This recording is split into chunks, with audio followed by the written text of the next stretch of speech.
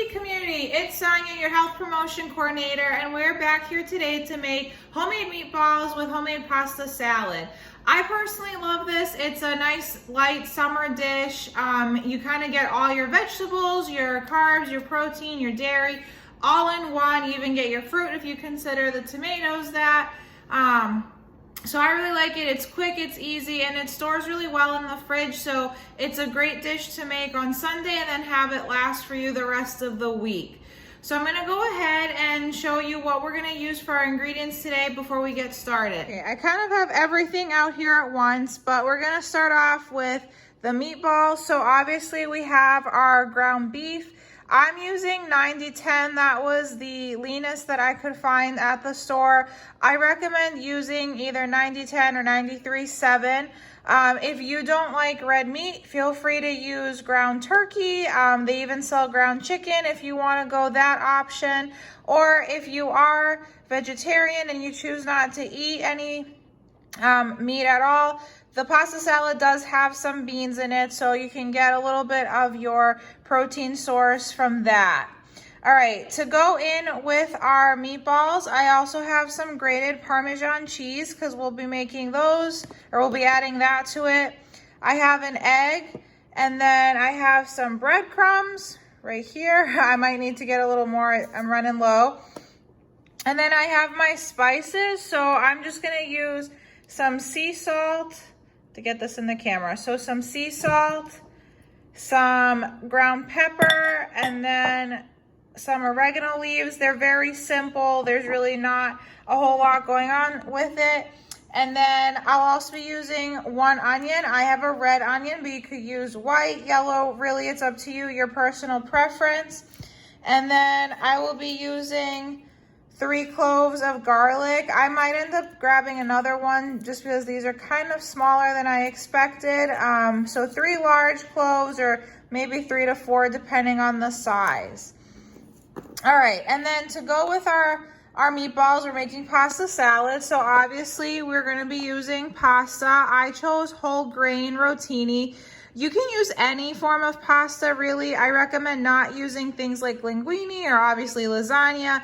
I kind of like rotini because it's short, it's easy to grab with a fork. It'll blend in nicely. I don't have to do any twirling action on my fork to pick it up. And then I want to point out that when you are buying any sort of grain product, you really want to make sure that the first ingredient is either whole wheat or whole grain. So looking at the nutrition label here, if it focuses, it says the first ingredient literally is whole grain durum wheat flour. So that way you know that this is actually a whole wheat product.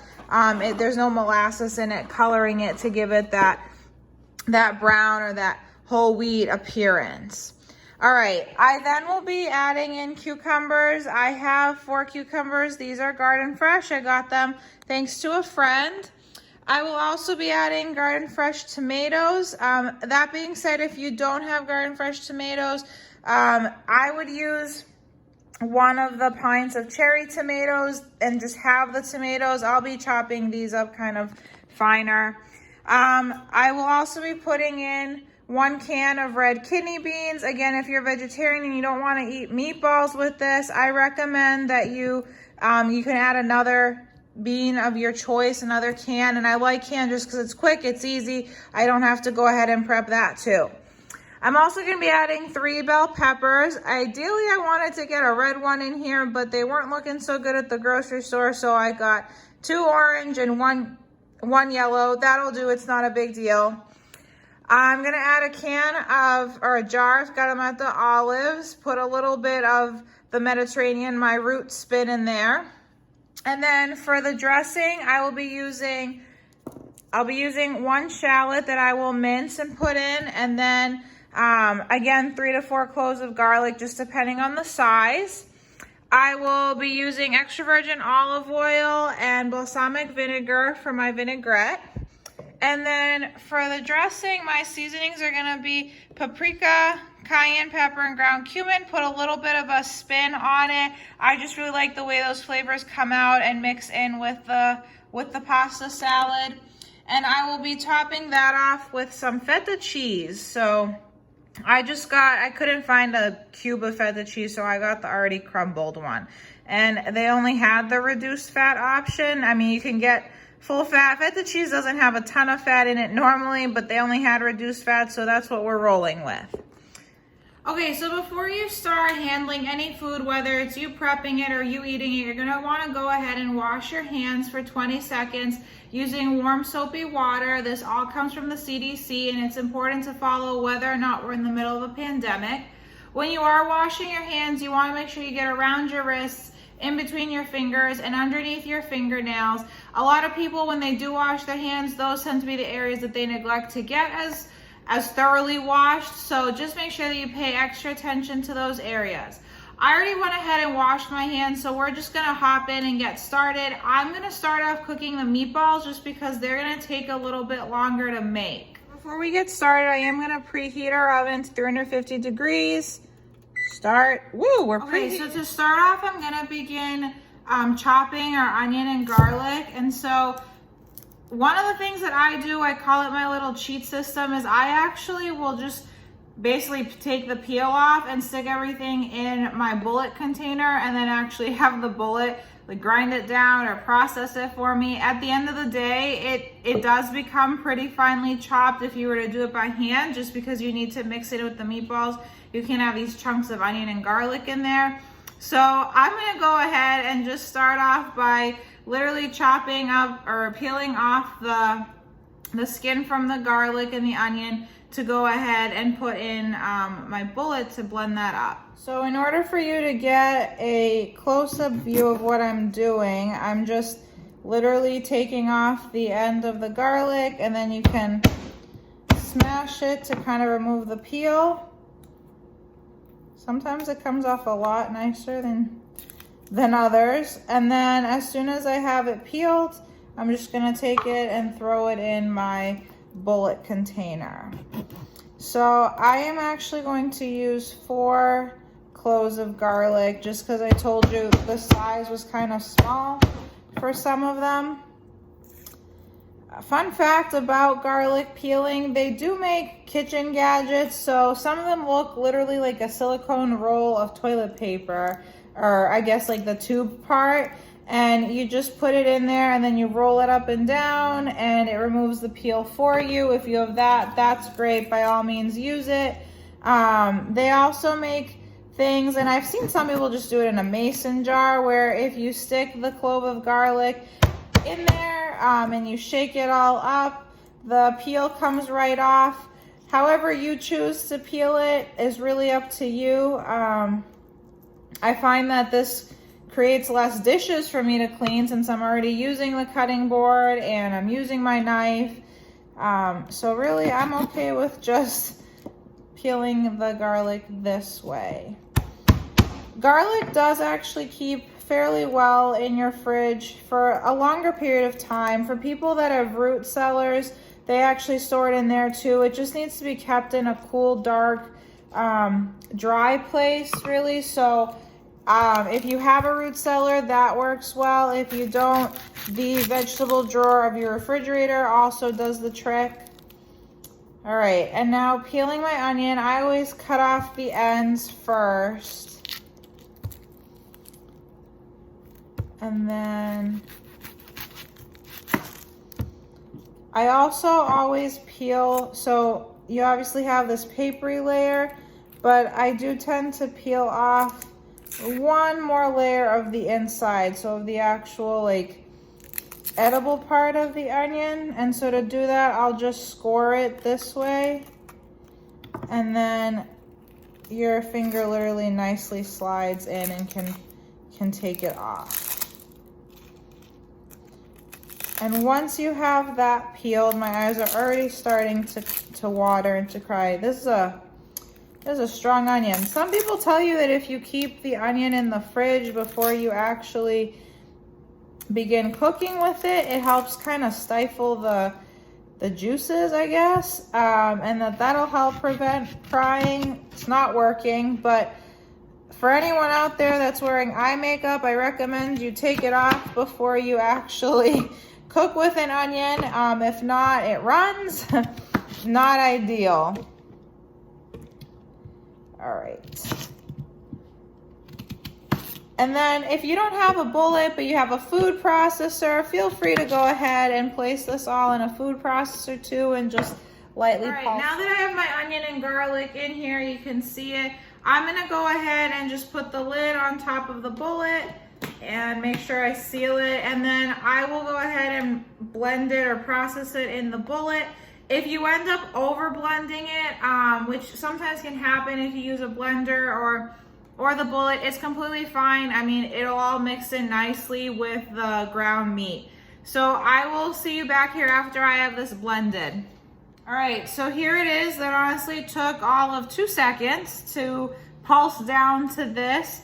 And I will then go ahead and add that to my ground meat. I'm gonna take my ground meat and open it up and just stick it in another bowl here, which I will use to mix.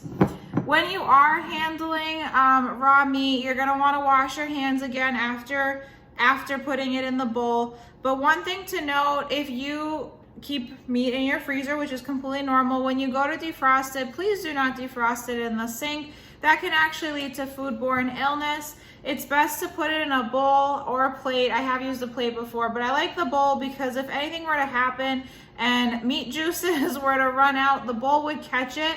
And then make sure you also put it on the bottom shelf of your fridge to defrost.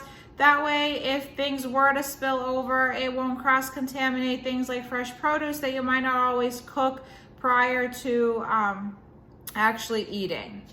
All right, so I went ahead and took the ground beef and placed it in the bowl that we'll be mixing. Again, I'm only using a pound of ground beef. If you want to make more of this, go ahead and just double the recipe. Just make sure that you double everything else that goes in it too.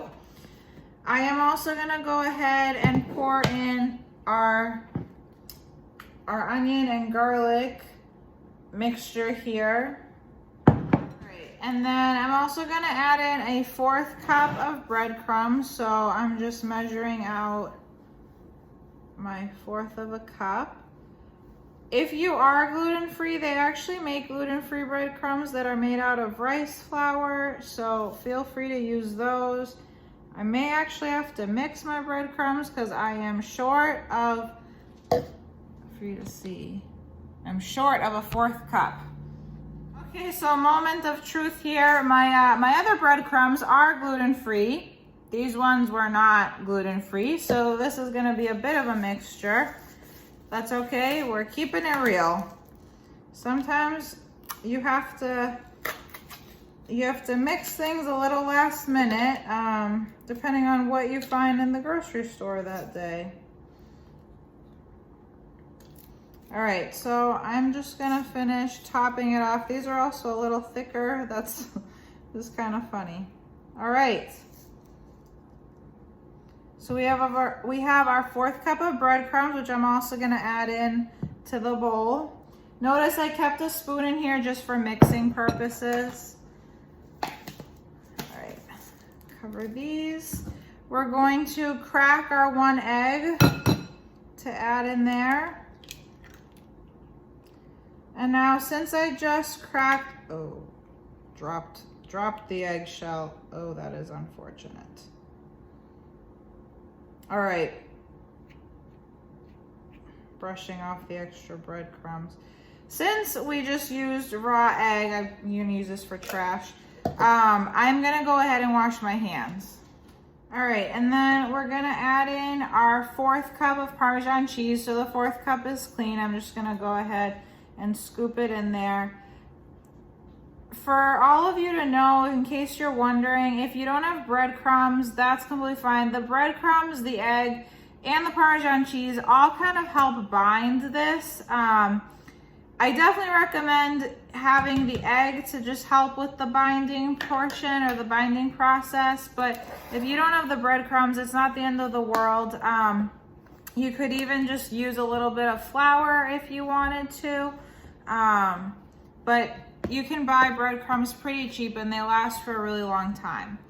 All right, then we're gonna go ahead and add in our spices. So you're supposed to add in between a 1/4 teaspoon to a 1/2 teaspoon of ground black pepper, I'm just gonna sit here and grind, kind of guesstimate it because I cannot measure this. I have the peppercorns.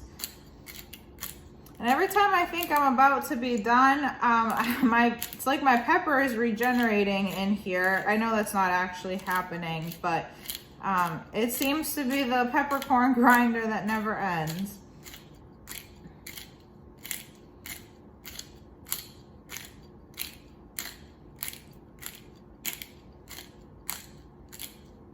You can also, after these come out of the oven, you can add a little bit more to taste, and it depends what you eat them with. So I'm eating these on the side of pasta salad, but you could choose to have them with pasta and marinara sauce. You know, earlier I had made a pasta and meat sauce. If you don't want to actually make the meat sauce, you can just use tomato sauce and add these meatballs on top of it. You can eat them with roasted vegetables. You can make them on the grill. It's really very flexible what you want to do. I'm just going to add in a dash of sea salt. We don't need a whole lot because we have salt from the cheese. Again, that's completely up to you. You can add more to taste if you would like. And then I'm going to add in a half teaspoon of oregano. All right, so here's our half teaspoon. Oop, that was a heaping teaspoon. Our half teaspoon of oregano. I'm just gonna add it into the bowl. All right, and then you can begin mixing. If you have a spatula, you can mix this together. I'm just using a spoon right now, and that'll work out fine too. So you're gonna wanna thoroughly incorporate everything. And then, just for you to know, you might have to use your hands and actually get in here and really mix everything up, but you can kind of begin breaking everything down using a spatula or using a spoon, a fork, whatever works best for you, whatever you have. So I'll show you what the mixed product looks like. So I went ahead and I mixed the ground beef, the egg, the breadcrumb, our seasonings, and the Parmesan cheese, and this is what it looks like. You don't want to over mix it because you will kind of mix it as you're making the meatballs. Our oven is already done preheating, no surprise there. But then I will be cooking everything on a cookie sheet. So there's the cookie sheet underneath. I am using parchment on top of it just so that way it helps with the cleanup. There's less of a mess to clean up. And then a little fun fact tidbit. So if you want your meatballs to have a little bit more of a crust to them, you can actually put some flour in a bowl or a plate, and as you roll the meatball, you'll just lightly coat it in here. So I'll kind of show you what I'm doing when I go through and make these meatballs. So to start off, some people actually use like a cantaloupe, a melon baller, that's it, a melon baller to make these. Other people sometimes use like half of an ice cream scoop. I'm not that fancy, so I'm just gonna take a spoonful and you literally just kind of grab it and you roll it around. It's nothing super special, so that's what it's gonna look like. I could probably make it a little more round. All right, so that's what it's gonna look like. And then I will just lightly roll it in here. Once you're done making your meatballs, whatever flour is left over, you're definitely gonna wanna throw away. Again, cross-contamination. All right, so it's fully coated, and then we're just gonna place it on our parchment paper on our cookie sheet. So I'm gonna go ahead and repeat this process. The nice thing that I like about this is it is really lean. And okay, actually, side comment. You don't want these meatballs to be huge. If you're making burgers, that's a whole other story. You can make burgers with this and stick them on the grill. I say that the meatballs are about 1 inch in diameter, kind of guesstimate it, but you want them to all be around the same size so that way they cook evenly. And when you are cooking these, you want to make sure that they reach an internal temperature of 160 degrees. So that's coming off the FDA's website or recommendation.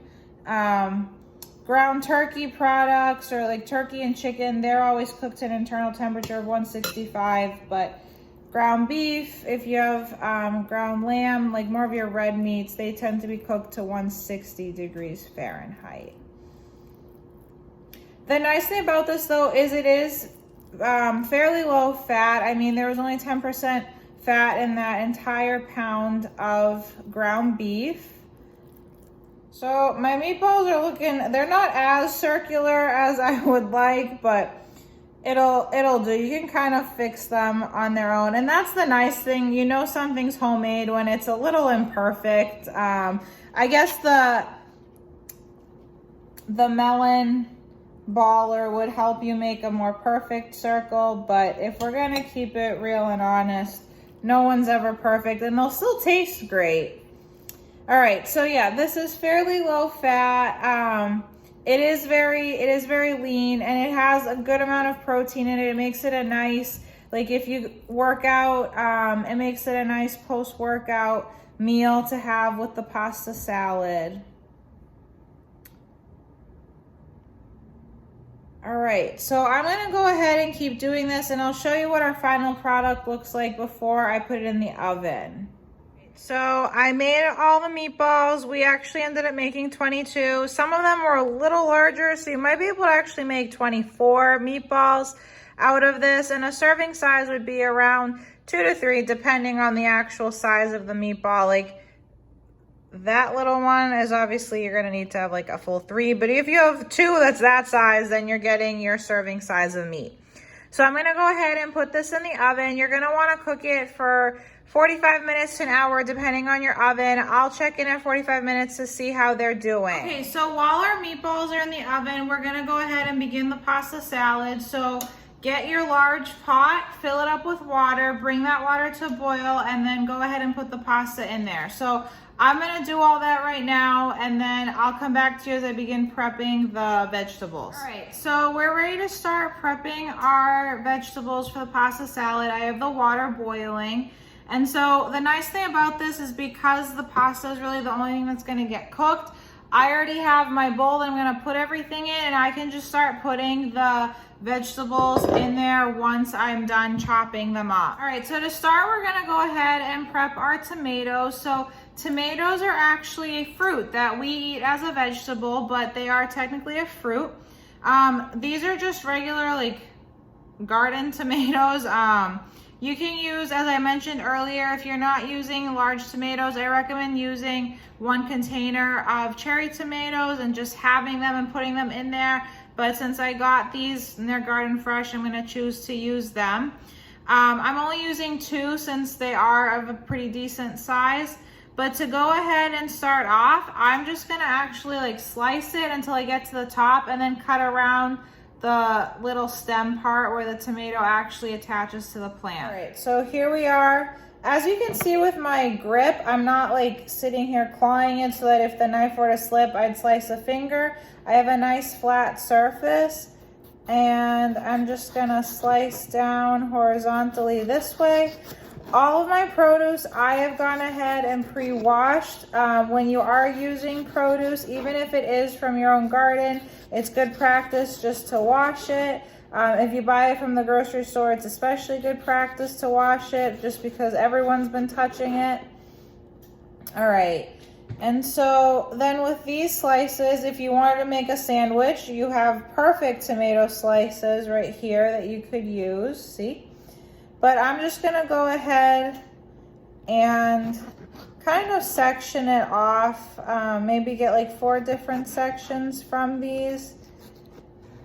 There's really no method to this madness. It's just cut it in pieces that are edible, and then I'm gonna go ahead and put those in the bowl. You might lose some of your seeds, so that is a-okay though. So tomatoes are actually very high in vitamin C, but they're also high in lycopene, which is really important for men's health. So for anyone that is looking for an extra immune booster during this period, make sure to try to get in some of your tomatoes. I'm dropping stuff. I do want to emphasize that after you go ahead and use the counter to make your meatballs, I went ahead and I re-washed it. So I sprayed it down with disinfectant spray, and wiped it down. That way, if anything did fall on the counter, you've gone ahead and sanitized it, and so you won't have cross-contamination, because obviously these are not getting cooked. The water is boiling. You can see the water is literally at a boil and the bubbles, and you can kind of hear it. Okay, so we're just gonna go ahead and add our pasta in. Woo! And cook it according to the box. Honestly, it says 9 minutes for it to be al dente. Al dente means to the tooth in Italian, so it's not going to be soggy, or it's going to have a little bit of firmness left to it still. Okay, so when prepping your peppers, again, I went ahead and washed these. You're going to want to remove the stem, so I always just cut around the top, pull that out. Inside, you'll find the seeds. Most of the seeds tend to come out when you remove the stem, and then the white, almost styrofoam-like consistency pieces in there are the veins. While edible, they make it a little bitter, so you might not want to eat it. So I'll go ahead and show you how I cut my pepper. Here we are. So I'm just going to cut around the top like this.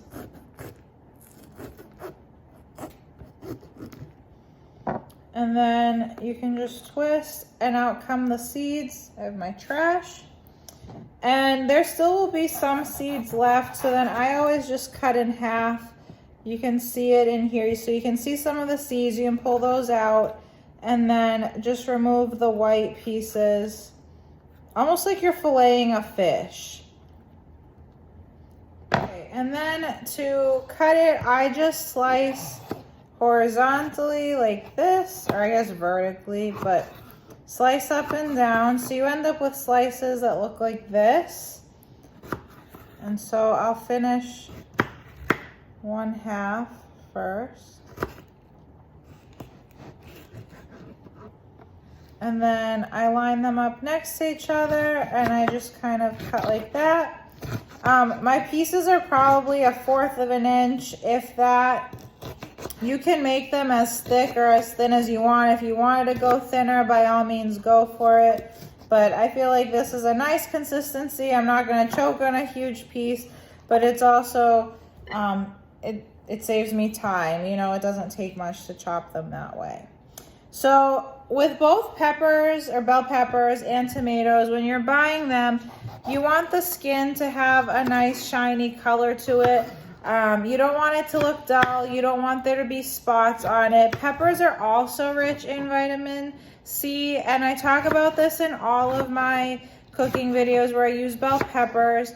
But your red bell peppers are going to be your sweetest. Then you go to orange as your second most sweet. Yellow is a step above green. And so green bell peppers, like, they're the same. It's just they're less mature. They're not ripe yet. So they're very watery. They're a great source of vitamin C as well. So again, we're really boosting immunity. We're at our pasta. It's been 9 minutes. It's done cooking. So I'm going to go ahead and take this out of the pot, so off the stove, and strain it in a colander. So here's my colander. I would love to be able to videotape while I pour the pasta in here, but I'm not an octopus. I only have 2 hands, so I'm gonna have to turn the camera off. So our pasta's just gonna drain in here. You can even run a little cold water over it. I'm gonna let it cool down before putting it in the bowl. Our meatballs are done. Woohoo, look at them. Okay, so I'm gonna go ahead and take these out of the oven and let them cool. Meatballs come out. Don't forget to turn off your oven. So here they are. Oh, I shouldn't twist. Here they are. You can see them cooling off, and we'll enjoy them when we're ready to have our pasta salad. One thing to note, a few of the areas, like the flour is still there. That's okay. It's not a big deal. I obviously just had that area sit in more flour than the rest. So we're going to go ahead and prep our cucumber. I'm going to start off by just cutting off the ends of the cucumber. This is an American cucumber, so it does have your chunkier seeds in it. It's not seedless. That's okay for this dish. That's completely fine. And then I'm going to go ahead and peel it before slicing it into wedges. So we're just going to chop off the end. 1, 2. Okay, those can get thrown out. And then when you're using a vegetable peeler, you want to make sure that you peel away from you. I know it seems a little I don't know, for me sometimes I feel a little uncoordinated when I'm peeling away from me, but it's really all a safety precaution. That way, if the vegetable peeler were to slip, it would fall away from you, not come at you, so it reduces the risk of injury. And so you're just gonna go ahead and peel, and then you can flip it. And I have to get all the edges off of here. You can go ahead and flip it and then peel this off too. Okay, and so then I'm just gonna cut the cucumber vertically and split it down the middle like that. And then I'm gonna cut that in half, and I'm gonna cut it again this way. That way I get the perfect size wedges that I want. See, like that. I normally make these between 1/8 to 1/4 inch thick. You don't need to make them super fine, but you don't want a large choking hazard in the middle of your pasta salad. As you get to the bottom, sometimes it slides, so it's easier just to do 1/2.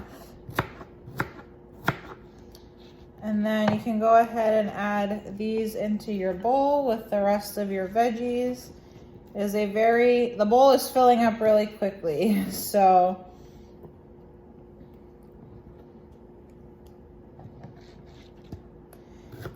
Cucumbers are actually, so the majority of them is water, or I guess the majority of their makeup.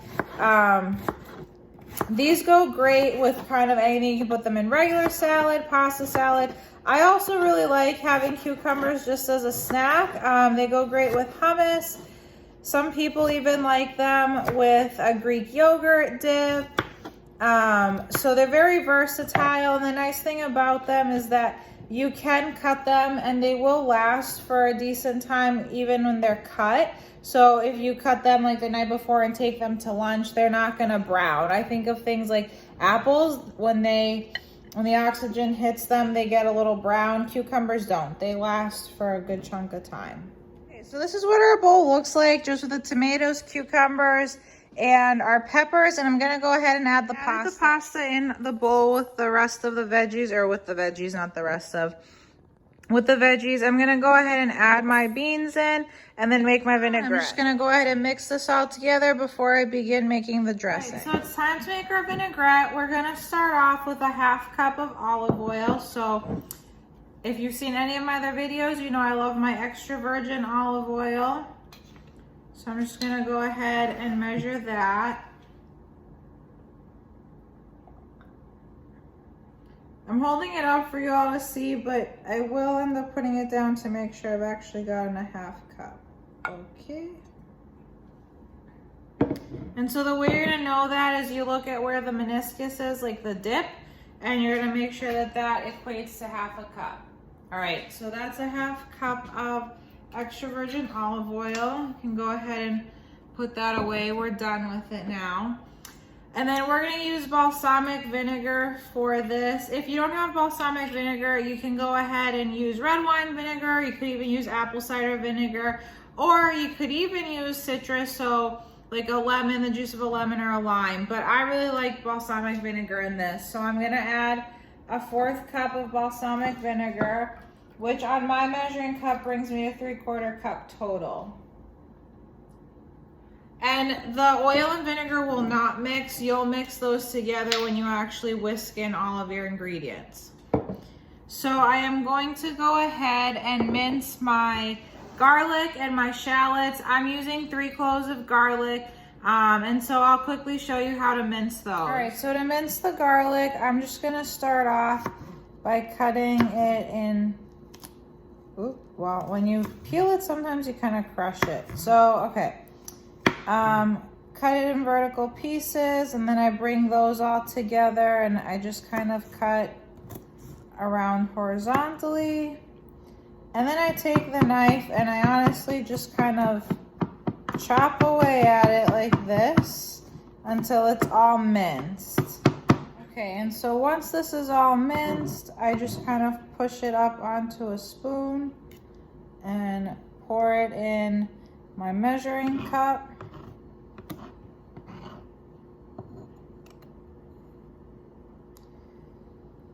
And I'm gonna go ahead and repeat the process with the shallot. If you don't like a very strong like onion, even though shallots are a little more mellow than an onion, using half the shallot will also work. So we're just gonna go ahead and peel our shallot.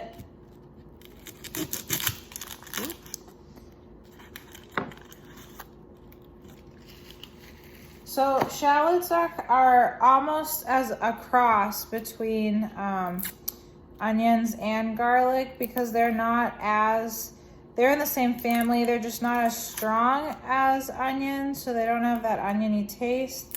They're a little more mellow, a little sweeter probably, I'd say. But that being said, a little does go a long way. So I'm removing the outer paper layer. And the nice thing about shallots is because oftentimes, so you can kind of see it there's literally like two halves in it. When you separate those two halves, you tend to get like the perfect serving. So you could go ahead and use the whole one. You could also just go ahead and actually cut it in half like that. All right, and then this you are gonna wanna finely chop. If you have a food processor for this, you could use the food processor.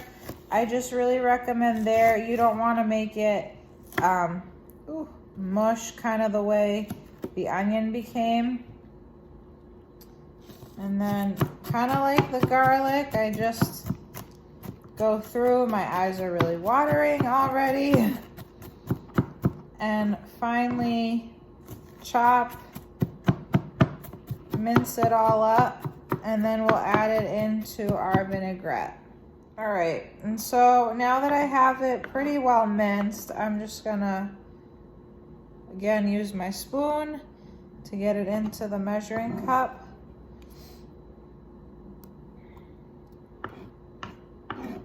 Oh, my eyes, man.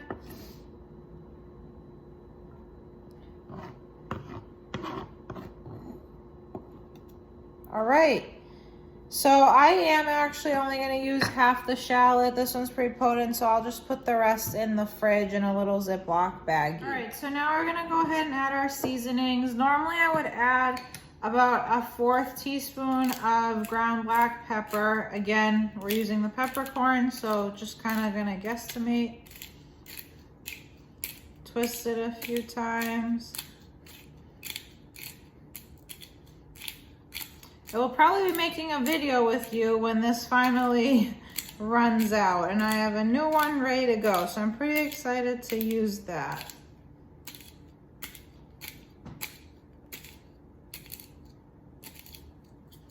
All right, so that's done. And then we have our 1/2 teaspoon here. So I'm gonna get a 1/2 teaspoon of ground cumin. And you don't want these to be heaping, you want it to be pretty even. Put that in, cover that up. A 1/2 teaspoon of ground cayenne. Again, that one shouldn't be heaping either. So here we go, put that in.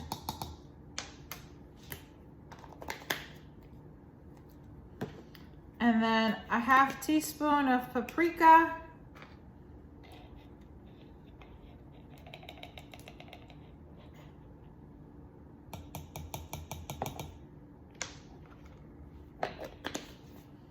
And last but not least, just a dash of salt. Okay. And then you can whisk it all together. All right, so I have my fork and I'm just blending this all in. You can see that the oil and the vinegar have mixed now.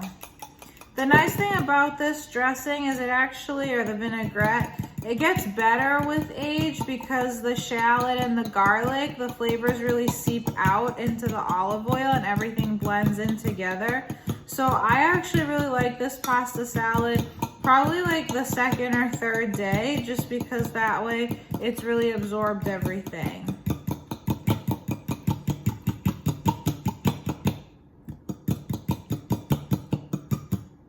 All right, so it's all mixed in together. I'm gonna go ahead and add in the olives. As you can see, our bowl is really full, so you could also save the olives and the feta cheese to top on your salad as you choose. All right, so I'm just gonna pour the vinaigrette over my salad, give it one last swirl. Maybe mix it a little better.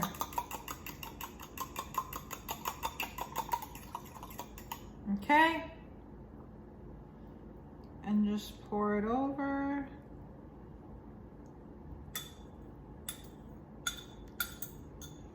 And then you can go ahead and mix your salad and serve it. Again, I am gonna put my feta and olives just on top on my personal plate because this is a little full. All right, so here's our final product. We have our pasta salad.